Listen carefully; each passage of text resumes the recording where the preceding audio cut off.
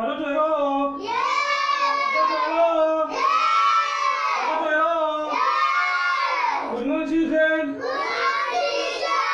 How are you this morning? We're fine this morning. Okay, let us play.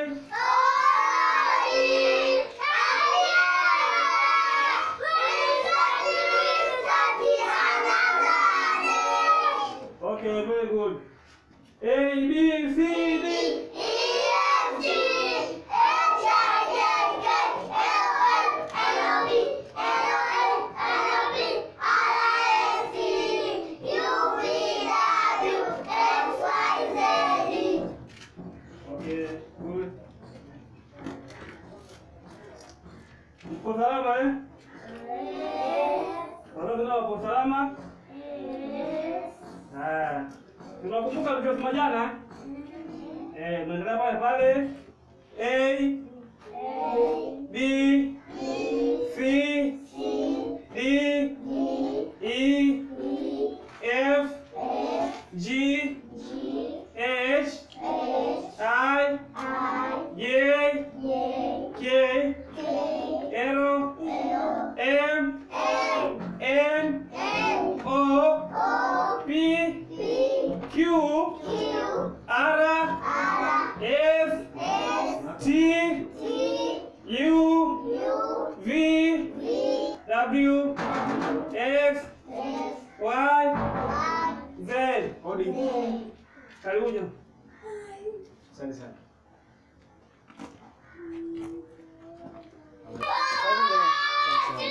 Karibu. Habari za leo? Salama tu. Karibu.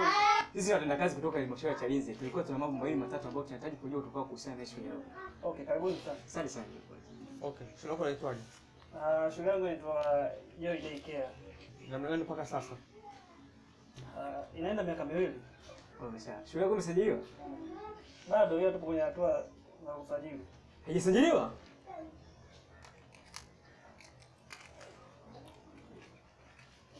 Hivi mwalimu, hauoni unasababishia sana kubwa serikali?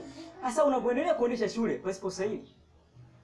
Isitoshe, machafuko kila kukicha. Kuna utekaji kwa watoto, ulawiti, ubakaji. Utaini serikali ukikupa tatizo kama hilo? Ni kweli mkuu. Ila kama nilivyokuambia hapo mwanzo, tupo kwenye hatua za usajili. Sasa basi, kwa kuwa shule yako haijakidhi vigezo vya uendeshaji shule kwa agizo la serikali, kuanzia leo hii wakati huu tunaifunga shule yako hadi pale utakapotimiza vigezo vya uendeshaji shule. Hapana kiongozi. Mngenipa muda japo mwezi mmoja tu. Mwalimu, kukamilisha. Mwalimu, hivi serikali imetoa muda gani? Alafu isitoshe, sisi ni watekelezaji. Hatuna mamlaka ya kutambua kuhusu watu wako.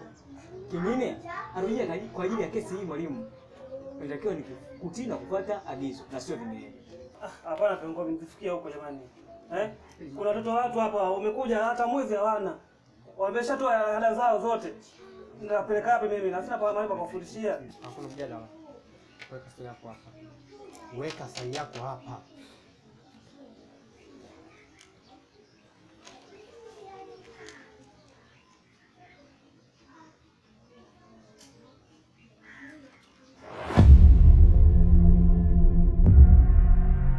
Lakini jamani, mbona swala hili limekuwa la ghafla sana? Alafu isitoshe tumekuwa tukihudhuria kwenye vikao vya kijiji, vikao vya daycare. Kwa nini msitupe walau wakati kidogo tu muda, ili kusudi kuna wengine wanafunzi wamelipiwa ada zao juzi tu hapa. Mnaonaje mkituachia hata kangalau hata hiyo miezi, ili kusudi tukamilishe hizo ada zao hizo? Mwalimu, sisi ni watekelezaji tu. Hatuna mamlaka ya kutengua jambo lolote lile. Wachotakiwa ni kitu kimoja, kutii na kufuata agizo, si vinginevyo. Sasa viongozi, najua, lakini tupo kwenye process hizo za kukamilisha nini, usajili. Mnaonaje mtupe tu angalau wako kagepu kidogo tu, hilo gepu kidogo tu, tukamilishe ada za watu. Kuna mjadala. Weka sahihi yako hapa. Lakini kiongozi, Hebu saini bwana. Saini hapa.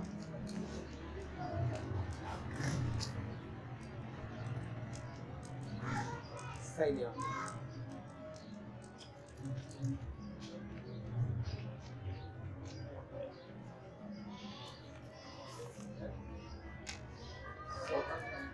Wewe sikutaka. Madam, tatizo hili. Hivi unadhani hao wazazi waliowalipia watoto wao ada juzi hapa hawajakamilisha muda wao wa masomo, alafu ndo kipengele kama hiki hapa kimetokea, watatufikiriaje sisi? Si tumeonekana matapeli sisi hapa. Unamkumbuka huyu bodaboda aliyemleta mtoto wake juzi hapa, yule mtoto wake kale kibinti kile? Haya sasa kalipia miezi 3. Ndio kwanza leo siku ya pili yupo shule.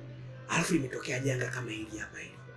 Si ndio tunaonekana matapeli? Apite hapa akute shule imefungwa. Alafu mtoto wake aende nyumbani akamwambie, "Oh, baba shule imefungwa." Sisi kwetu sisi tutaonekana vipi sisi kwa jamii sisi? Si ndio kuzalilika huko? Eti tunaonekana matapeli. Ile ni swala la serikali, watu wa serikali. Basi sawa.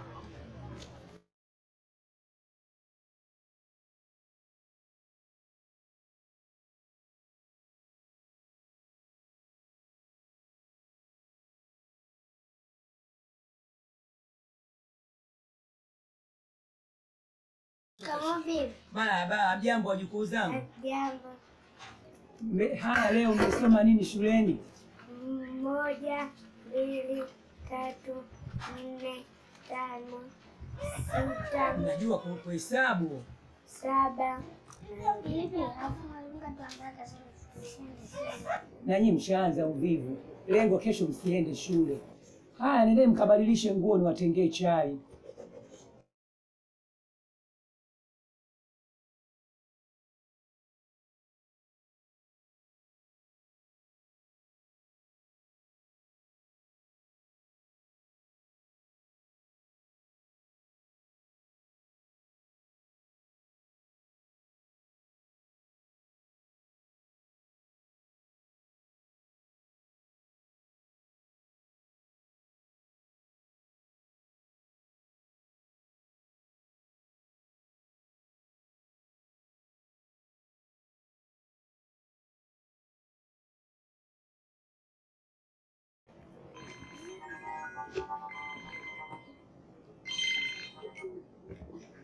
Halo.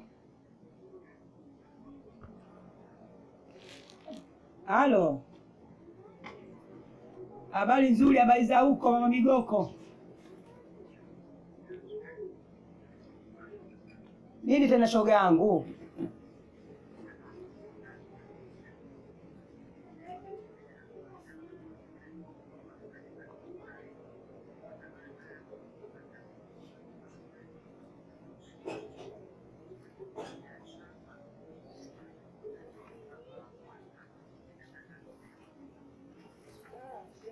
Shoga yangu tena mtihani.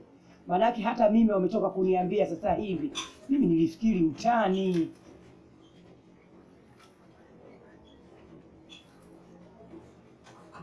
Huo tena mtihani.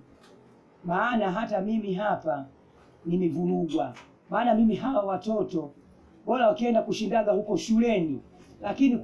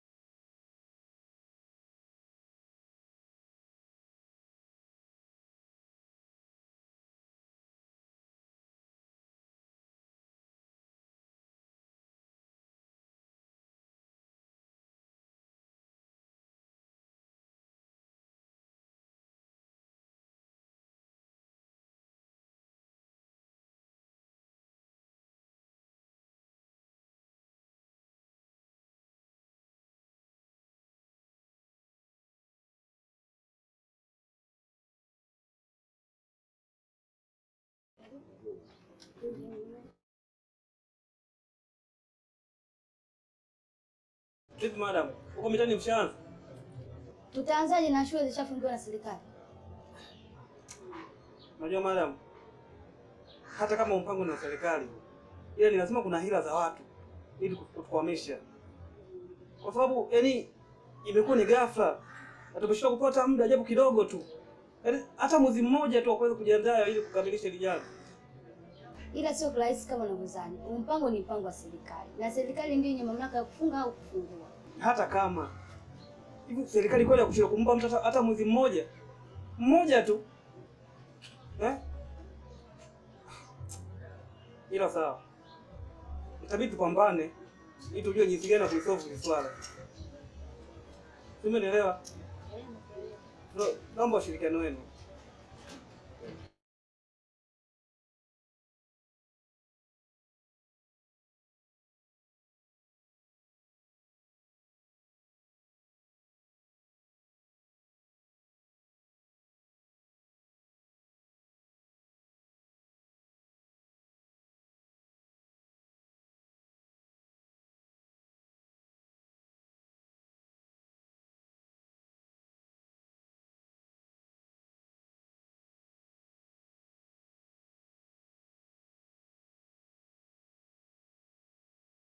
Briana, toka uende shule, muda tayari. Barabara imeshafika. Haya, fanya haraka.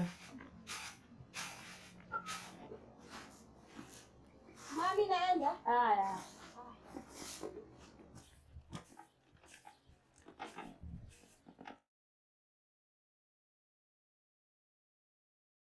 Jana nilitingwa sana kwa kutokea kwenye kikao ambacho tuliafikiana tutakutana.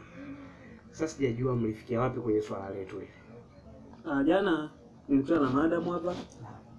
Tulizungumza na tulipata mwafaka kwamba ni swala tulipiganie.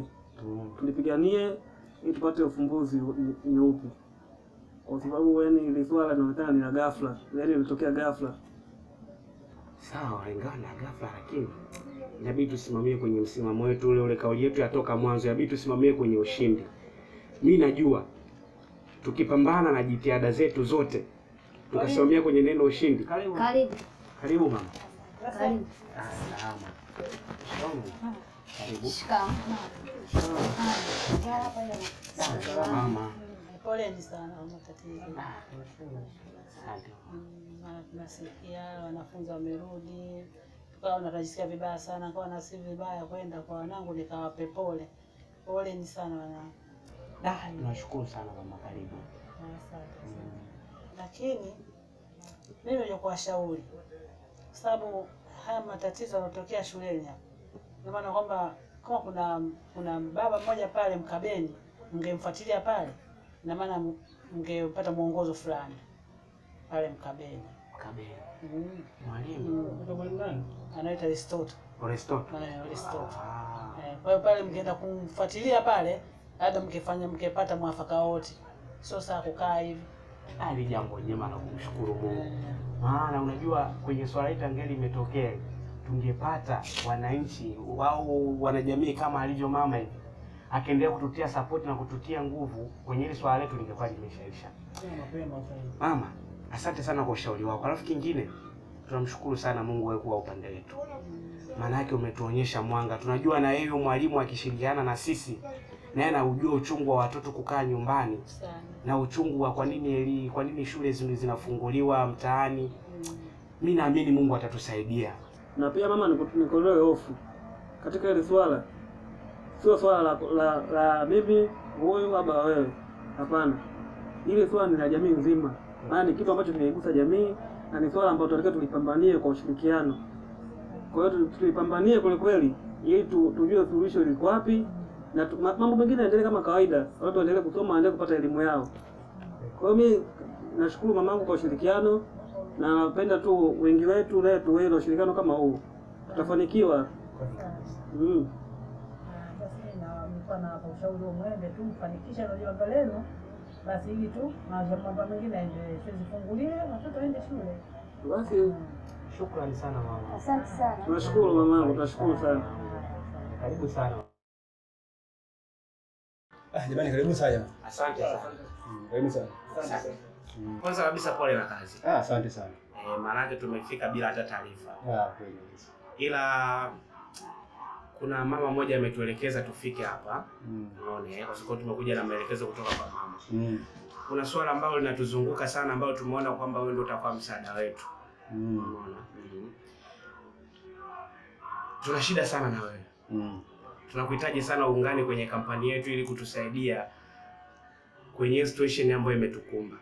Situation gani? Kwanza kabisa najua wewe ni mwalimu. Hata kama ulikuaga lakini wewe ni mwalimu. Hii situation ya shule za daycare kufungiwa ndio imetufanya tufike. Daycare zimefungiwa? Daycare zinafungiwa kwa sababu wanadai usajili. Na tumejaribu kushirikiana na baadhi ya watu, lakini baadhi ya watu wametushawishi sana, wametushauri sana ili kusudi tuje kwako, unaweza kuwa msaada mmoja kwa upande wetu kwa sababu nao ulikuwa mwalimu. Wewe umesema umefungiwa shule. Kama kufungiwa shule, huu ni mpango wa serikali. Mimi na yeye tu sina mamlaka kuingilia kile ambacho inafanya serikali. Nidhani unakuja kwa masuala ya sanaa, kushuti filamu. Hiyo ndio kazi ambayo nafanya mimi. Hapana kiongozi. Unajua tulipotoka huko, wakati tumekuja hapa, jamaa tunajua kabisa kwamba wewe ndio suluhisho. Kwamba wewe ndio mtu ambaye anaweza kutugia si msaada, kutufungulia njia jinsi gani ya nini cha kufanya. Kwa hivyo tumekuja hapa naomba tunajua kwamba ambao ushachana nayo. Lakini pia angalia jamii. Hili swala la jamii na ukiwemo pia na wewe. Maana hata wewe pia unaweza kuwa na mtoto. Sasa ukisema hivyo kwamba unataka kujitoa, unataka tukaipendeze viongozi. Hebu tuangalie kwa jicho la pili. Kiongozi, sio kwamba labda ukiungana na sisi sana utaacha. Alafu kumbuka hata kipindi cha nyuma kipindi unafundisha. Angalia, ulikuwa unawapatia watoto elimu, si ndio? Ili kusudi hata kama wenyewe wakija kuamua wewe wana sanaa kama wewe kidogo wana elimu, umeona? Na sisi tunajitahidi kuwapatia watoto wale hiyo elimu. Na kwa sasa hivi kiongozi, ukiangalia hata mitaani watoto wamekuwa wengi. Baada ya hizi shule za daycare kufungiwa, watoto wamebaki mtaani, wazazi wao wenyewe. Yaani wanatuchukulia sisi kama matapeli. Jaribu basi kuvaa tu hata uhusika wetu kiongozi ili uungane na sisi, ujaribu kutusupport. Mimi najua tukiwa wengi, ukitoa wazo wako leo wewe na wazo lake huyu hapa na wazo la madam hapa, tukaje tukaliweka mezani. Unaona? Mawazo yetu tukalifanya likawa wazo moja. Mimi najua tutafanikisha. Kiongozi, mvaa tu uhusika wetu. Vaa uhusika wetu tu. Angalau vaa uhusika wetu kidogo uone jinsi gani tunavyoumia sisi tunavyoona. Watoto wapo nyumbani alafu wazazi wao wanatuangalia sisi kwa jicho lingine kwamba labda tulikuwa matapeli. Vaa uhusika wetu kiongozi. Sisi tulikuwa tunaomba tu tusaidie tu. Na kuzingatia kiongozi. Kwa sababu unaposema kwamba wewe sio mwalimu wa sasa hivi sawa. Wewe raia. Ila kumbuka kwamba hata huyu atolekeza tuje huku kutafuta msaada. Yeye pia ni raia ambaye raia lakini ni mtu ambaye kaumizwa na hili jambo. Na ndio maana pia akatuambia kwamba nenda sehemu fulani, kuna mtu fulani atawapa msaada. Na maana yeye mwenyewe kakuonea kwa jicho la mbali. Ni kweli kabisa. Kwa sababu hatujaja sisi tu, kwa sababu sisi tulikuwa tukufahamu kiongozi wetu, unaona? Alafu hata yule mama yeye baada ya kutuona sisi tunapitia kwenye situation ngumu, akatuelekeza kuna mwalimu fulani. Kwa nini akumpoint mtu mwingine? Kaka, hebu naomba uvae uhusika wetu. Na ulikuwa mwalimu wa daycare. Umeona? Angalia changamoto gani wanafunzi wanazozipitia kwa sasa hivi kipindi ambacho shule zimesimama. Hebu tunakuomba tuvaa ule binadamu. Najua umeshaacha, unafanya sanaa. Tunakuomba kaka. Kingine ambacho wewe kusahau ni kwamba hata unaposema umeacha kwamba kufundisha kwa mwalimu kuja kwenye sanaa. Sanaa na elimu ni vitu ambavyo ni kitu hiki kimoja. Yote ni kuelimisha jamii. Kwa hiyo tunaomba tukusaidie kama kijana wako na kusaidia jamii yako pia katika janga hili ili tuweze kutatua tatizo liishe, mambo mengine yaendelee. Tunakuomba lakini kwa sababu hata sisi singekuwa elimu tusingefika hapa. Tusingefika hapa kiongozi, tunakuomba. Tunajua tunaweza tukawa tunakuharibia ratiba zako kipindi ambacho unatusaidia, ila sio kwa ajili yetu sisi. ni kwa ajili ya jamii na utuzunguka na watoto. Umeona? Hasa wale watoto, kwa sababu sisi wenyewe ni wazazi pia, tukitoa kwenye ule walisia wa walimu. Sisi pia ni wazazi pia. Watoto, yani watoto wetu, mtu vae tu picha kwamba chukua tu, yani kwamba ule wahusika wetu kwamba wale ni watoto wetu. Mtu nakuomba kiongozi. Sawa, haina shida sawa. Sitaangusha. Naidi nitakuwa na nyinyi. Bega kwa bega. Nashukuru sana kiongozi. Nashukuru sana kiongozi. Asante sana. Sasa fanya hivi. Naam. Jioni kesho saa 2 asubuhi. Asubuhi. Ya, tutajua tufanye nini. Tunashukuru sana kiongozi. Sasa karibu sana jamani. Shukrani.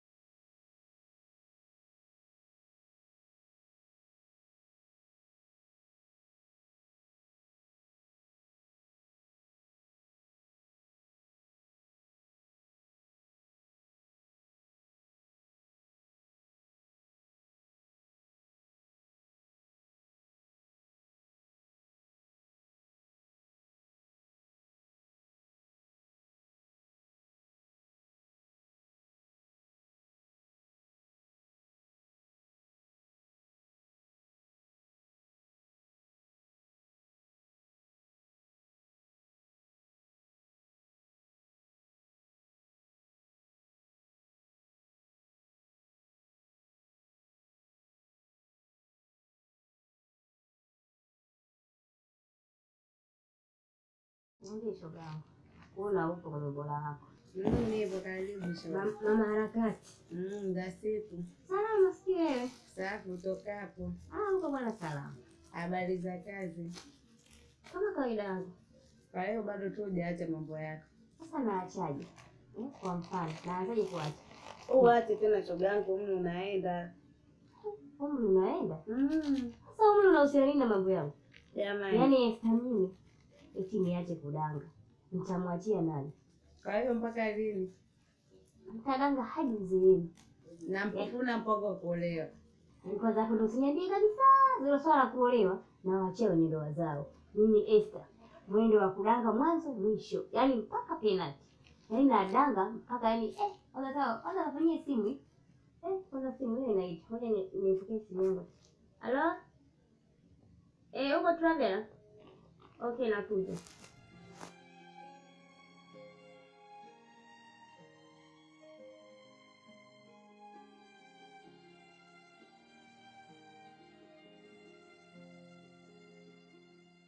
Yaani laiti ungenisikiza tangu mwanzo, hiyo mimi singekusumbua kiasi hicho. Hebu angalia, tunaingizana katika matatizo ambayo hayana hata ulazima. Wewe unafikiri issue kwamba itakuwaje sasa? Nimeshasema siwezi kutoa mimba. Sio kwamba msimamo wako ule ule. Unatakiwa wewe unisikilize mimi ninachokizungumza ni kitu gani na nini ninachokitaka kwako. Wewe hapo ulipotambua ni mwanafunzi, bado unasoma. Wewe unafikiria nani ambaye atakaye niruhusu mimi niendelee kuzurura mtaani huko aliyakuwa wewe ni mwanafunzi afu tayari una mimba? Wewe unafikiri mama yako mimi atanielewa? Mama yako atanielewa mimi? Si mama wangu ule siwezi kutoa mimba. Nikitoa mimba nikifa mama wangu utamweka katika hali gani? Wewe alikwambia kwamba ukitoa mimba unakufa nani? Nani ambaye alikwambia ukitoa hiyo mimba unakufa nani? Mbona ulikuwa utumia akili? Tambua Polipo ni mwanafunzi, unasoma. Unataka mimi nende nikaozee jela kule? Nenda nikateketee kule bwani ndio furahi. Au ndio furaha yako ilipo hapo, si ndio? Soni, nimeshakwambia siwezi kutoa mimba. Usichelewe hapo ni kipi? Unanipandishia mimi sauti? Mimi sina muda wa kupoteza na sina muda wa kucheka tena na wewe. Naona sasa unazidi kunipanda kichwani. Sawa? Kama hutaki kunisikiliza kile ambacho ninachokizungumza au ombi langu, kuanzia leo mimi nawe mahusiano basi. Soni, unanikataa kisa hii mimba? Unachukulia hizo sana, unachukulia rahisi, si ndio? Unachukulia rahisi. Unataka mimi nende nikaozee jela kule? Unataka nende nikateketee kule ndio fly? No comment now. Nimeshakwambia sitaki mahusiano na wewe tena basi.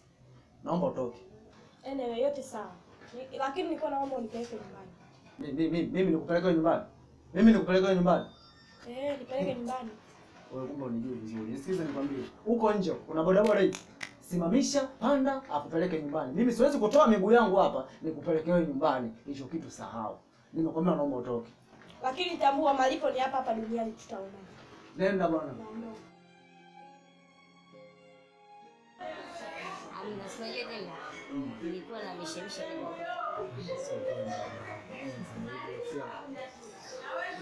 Lakini si nimekuja.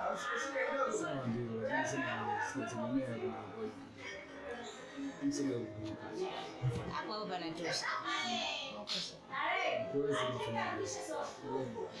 Mimi sina shida. Wewe tu. Hadi mimi nimeshafika na kusikiliza wewe.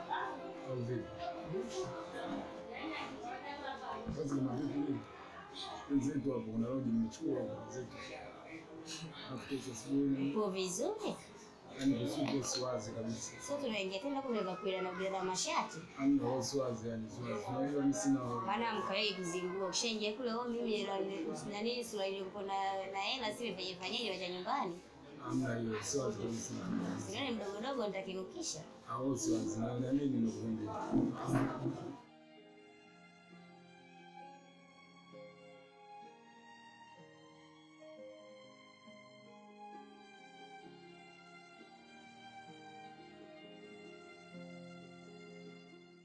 Briana.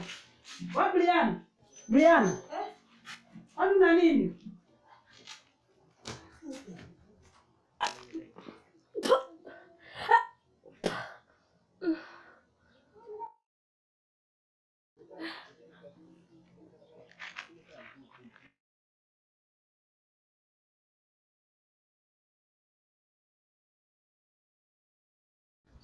Wewe una nini? Kinachokutapisha kwa nini? Niambie una nini leo unakutapika kote huko? Njoo ingia ndani jiandae twende hospitali. Na wale wako nikugundua kama una nini. Tanitambua kama ni nani.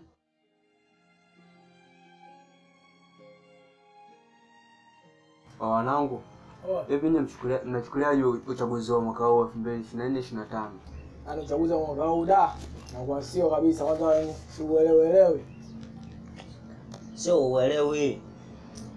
Asa uelewi vipi kwanza? Sababu naona kama nikikula, naona kabisa napoteza tu kula yangu bure. Asa unapoteza vipi wakati mwenyewe unaona kabisa hata maendeleo yanavyoendelea hapa kwenye kijiji cha Chalize? Kuna maendeleo gani sasa? Sasa ndio hivyo ungeuliza. Kuna soko pale. Bwilengo pale. Kuna soko pale. Kweli sio kweli? Kweli. Ni maendeleo sio maendeleo? Maendeleo. Kuna barabara magari yanapita, maendeleo sio maendeleo? Maendeleo. Kuna umeme? Unatumiwa. Kweli sio kweli? Kweli. Ni maendeleo sio maendeleo? Maendeleo. Utaki nini sasa kupiga kula? Iko hivi kaka. Unaelewa?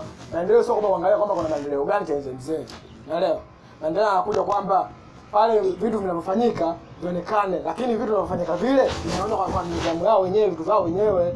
Sio sisi tena. Sio kwani wewe? Amesema ndio gani? Vipi bwana wewe?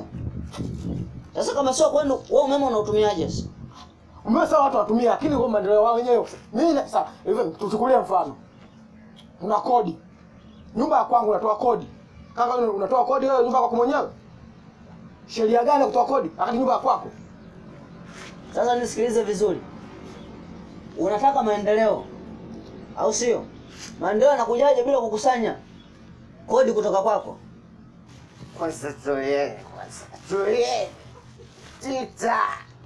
Uyepoka sasa vivika kijiwe ya kisija ya wanyonga ya kitu gani? Kama naongea swala uchaguzi kitu gani? Nini maana uchaguzi? Naona kwa upande wangu uchaguzi utopoa. Mimi kwa upande wangu hao niambie kuhusu swala vilabu. Ukiniambia kilabu cha Mkaveni. Ukiniambia kilabu cha Goma Jeni. Goma Kiguo. Vilabu vya Bisoga vote vinanitambua. Vilabu vya Mboga vote vinanitambua. Lakini nakaa chini from nowhere kupoteza muda wangu bure bila sababu. Kutaka kudiscuss maswala mazima ya uchaguzi. Uchaguzi kitu gani? Big up kaka, nipe tamu. You fresh. Nataka kukewe mwanangu wewe. Haipo fresh. Kwa sababu gani nakupatano kaka? Hapo fresh. Hakuna shida. Kwa sababu gani? Wewe hivi leo pale unapokaa usingeweza, yani hadi save usingeweza kukaa kwa sababu kufanyaje? Kulipa kodi. Umeme unahitajika kodi kutoka kwako, yani uchangie wewe hapo pesa zako. Unaona? Na ndio maana umekatishwa cheti cha nini? Cha NIDA. Kusikia. Unaona? Maji yanahitaji nanilio. Bili kutoka kwako. ambao uchange nini? Mchango, unahitajika mchango kutoka kwako. Haya, hospitali pale inahitajika hela yako. Yaani mchango sio kwa kwa peke yako, Watanzania wote wanahitajika fanyaje? Watoe mchango. Kwa hiyo nakushangaa sana brother unavyosema si kuhusu mambo ya uchaguzi, si unatoa kula yako bure. Kula yako aende bure. Hapo mwanangu bosi. Mimi sitopiga kula. Wewe mwanangu utapotea. Mimi kula sipigi. Utapotea brother. Kula sipigi. Nakwambia kabisa utapotea. Yaani nakwambia wewe. Kula mimi sipigi. Utapotea kwa sababu gani? Yaani kila kitu kipo wazi. Unaelewa? Mimi kula sitopiga kula. Kila kitu kipo wazi. Kula yangu inaenda bure. Nyumba ya kwangu natoa kodi. Jamaa haelewi. Yaani wewe na mwenzako mkae pamoja. Maana wewe swala la uchaguzi haupo, una ndio kabisa hayupo. Bana mpige kula mjue kiongozi gani mnamchagua. Mama kama mwanangu. Samahani mara moja mwanangu. Wazee, wanakuambia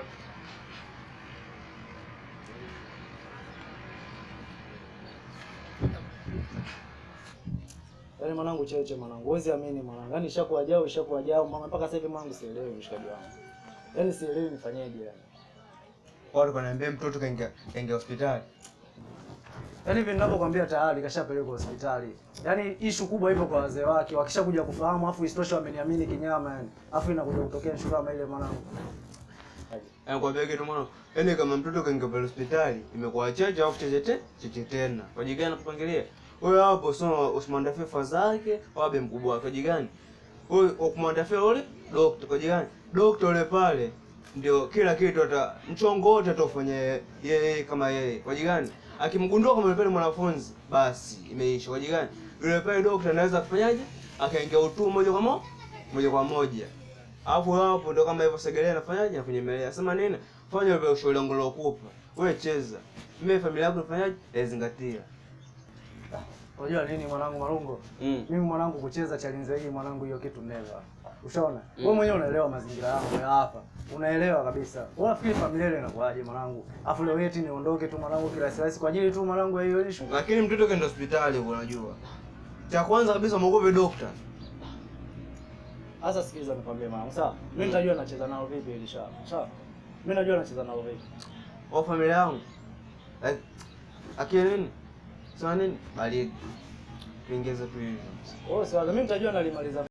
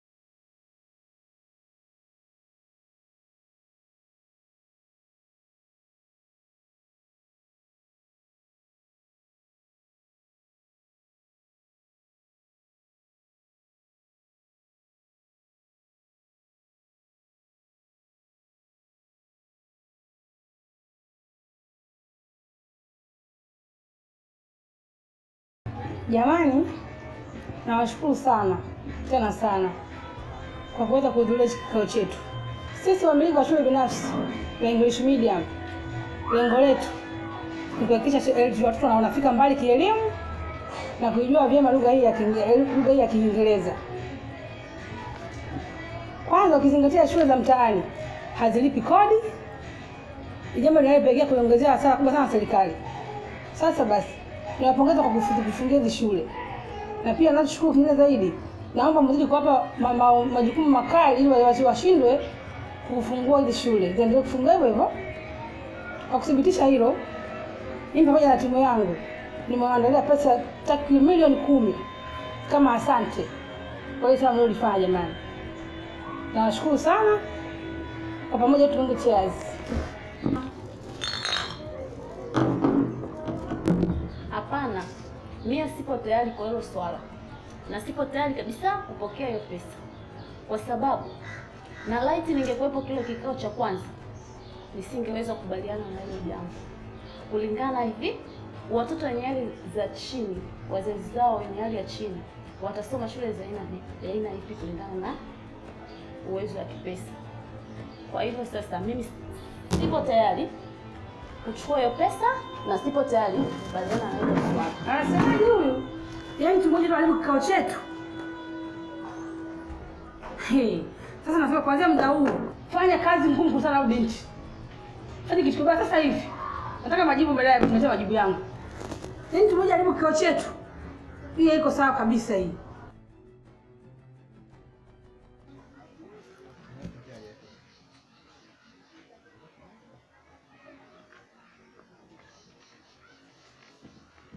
Leo utanieleza leo alokutia mimba hiyo nani? Ushaanza kula maembe. Nani kakupa mimba nakwambia? Uongei. Uongei na kuuliza? Nani kakupa hiyo mimba? Wewe umetashua kusoma au umeenda kufuata mimba kule? Umefuata mimba kule au umeenda kusoma? Yaani wewe mtu, watu wanatupa gharama zao, Wewe unaenda kuchukua mimba na unaleta hapa nyumbani. Kazi gani ile mimba unaleta hapa mimba? Ala nini mimba unaleta hapa? Watu tunatupa hela zetu kula, unaleta mambo ya mimba hapa. Kule umefuata mimba kule. Wewe unafanya famasiala? Sasa kumbe umefuata nini kule? Wewe kwa shule umefuata nini shuleni? Kule shule umefuata nini? Uongee. Nataka kusoma. Kusoma sasa ndio umesomea mimba. Na kule ndio umesomea mimba. Sasa mimba la nini umeleta hapa nyumbani? La nini mimba umeleta nyumbani? Nani kupa hiyo mimba? Nani kupa mimba? Niambie. Niambie kakupa mimba nani? Nani kupa mimba? Mama usinipige nitakupiga. Sema nani kakupa mimba? Majibu yanajionyesha kabisa wewe una mimba. Nani kakupa mimba? Mimi nakuuliza unanyamaza kimya. Nani kakupa mimba? Mama Soni. Soni? Kakupa mimba Soni? Yule mwenye bodaboda? Hujui kama analala wapi, hujui kama anaishije anakupa mimba wewe? Mwenye bodaboda, hivi wewe mwenye bodaboda anakupa mimba, hujui kama mimba. Wewe umeenda kusoma kule, umeenda kufuata nini? Nimeenda kusoma. Sasa kwani umeleta mimba hapa? Yule Soni mnamjua kama na maisha gani? Sasa sisi tumetupa hela zetu, wewe umeenda kumfuatia yule bodaboda, utalijua pa kuipeleka ile mimba lako. Utanitafuta huyo Soni.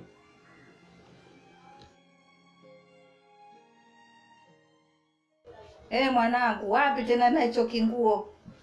Mama. Kifupi fupi. Mimi naenda kwa rafiki zangu, kwani mimi naenda wapi? Kwa marafiki zako kila siku kuna nini? Kama sio kudanga huko. Siza ngambie mama. Mimi naenda kwa rafiki yangu. Wala siendi sehemu. Mbona rafiki yako Simoni aje hapa kila siku wewe rafiki yako? Rafiki yako gani sasa? Mama. Yaani unataka mimi muda wote nikae ndani? Hata kama rafiki zangu nisiende. Wewe binti yangu mrembo wa kukaa chini utulie upate mume leo ujenge maisha yako. Unaendekeza kudanga. Sasa mama, hayo mambo mengine tena yametoka wapi? Mimi naenda kwa rafiki yangu, nikirudi nitafanya hizo kazi zako. Yametoka wapi? Nakwambia kama mzazi wako, mzazi wa mwenzio atakwambia habari hizo. Sawa mama, nimekuelewa. Ngoja niende.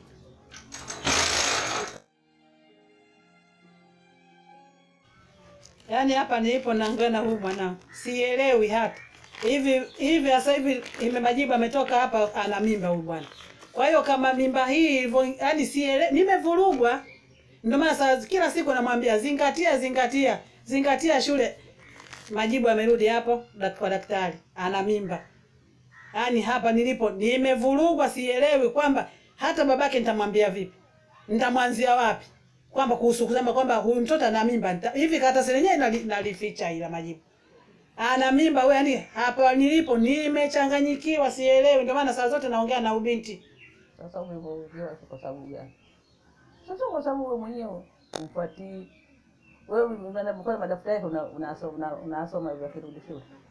Sijafuatilia bado. Sasa wewe mwanao anarudi shule. Unachunguzi kama karudi vipi? Kama karudi kasoma, kama hakusoma, kama kafika shuleni, kama hakufika.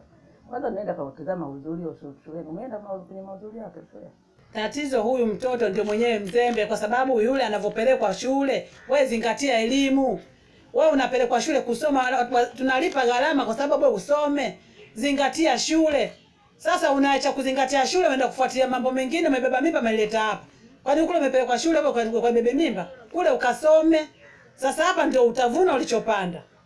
Utavuna ulichopanda. Hakuna mtu alopanda mahindi akavuna mpunga hata siku hii. Utavuna ulichopanda. Mama mtu ndo mzembe wa kwanza kwa sababu hukumfuatilia. Umeona? Mzembe wa kwanza mama mtu. Ndio mzembe wenyewe. Kwa sababu mwana anapotoka shuleni unamfuatilia, kuna vikao unaenda. Akili kwenye vikao wendi, kumfuatia mwanao wewe kumfuatilia. Kwenye nani wenye madaftari usomi, mtizame kama kaenda shule kama hakwenda. Na wewe nao umeona. Sasa umepewa shuleni ukasome. Sasa umeacha, umeenda kuhangaika sasa. Umepata mimba, sasa unahangaika nayo. Sasa mimba ile utalipeleka. Wewe mwenyewe unayo ukupa mimba yenyewe unajua. Unajua. Sasa utakubali mimba yenyewe. Ni mimba kaikubali. Nakuuliza. Nisi kwa sababu nakwambiaga, usende unanyo usihangaike, mjukuu wangu usome shule. Usome shule, upate elimu. Unaacha. Unaenda michochoroni. Sasa umeenda michochoroni, sasa umeona matokeo yake. Sasa mwenye bodaboda yatafutwe tena polisi. Sio hapa. Polisi. Apelekwe polisi huyo.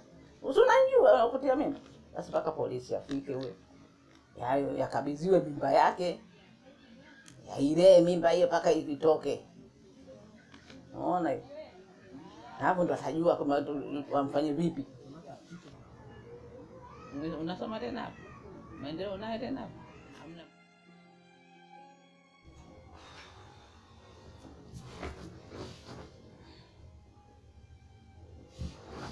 Unafanyaje? Yaani mtu mmoja pale kikao chetu. Huyu ni nani zaidi? Lazima wote anifanyie kazi. Vitu gani nimkomeshe huyo mtu? Ana nipigia simu sasa hivi shavurugwa.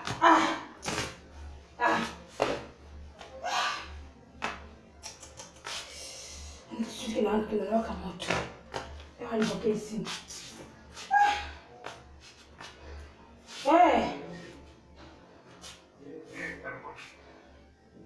Nakusikia. Pumbavu. Unasubiri ndio huo?